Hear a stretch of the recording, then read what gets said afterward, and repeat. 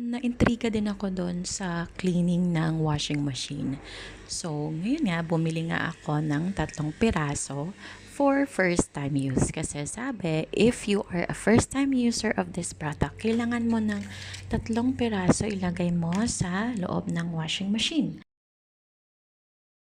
Tapos, kailangan mo lang siyang ibabad sa washing machine mo for 3 to 5 hours. At huwag mong kalimutan maglagay ng 2 o 1 piraso ng basahan o hindi na ginagamit na mga tela.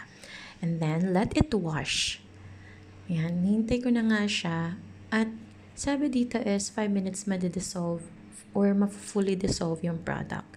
And it is also recommended na isoak ito sa warm water. Kaya nagpainit ako ng mainit na tubig at about 40 or 60 degrees Celsius.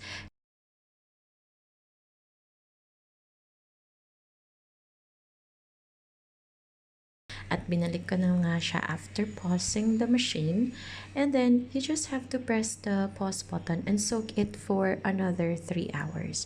What I did is hindi 3 hours yung ginawa ko. Sinoke ko siya for 5 hours because it's my first time using this product. And after 5 hours, binalik ko na siya sa wash at ayan na nga. And now, this is the result. Actually, wala masyadong dumi na nakita ako doon sa washing machine namin. Although I would still recommend for you to really deep clean your washing machine. Although this product doesn't really hurt. And I think I'm gonna do this every month. You only need 1 sachet na lang every month. So I hope that helps. See you next time.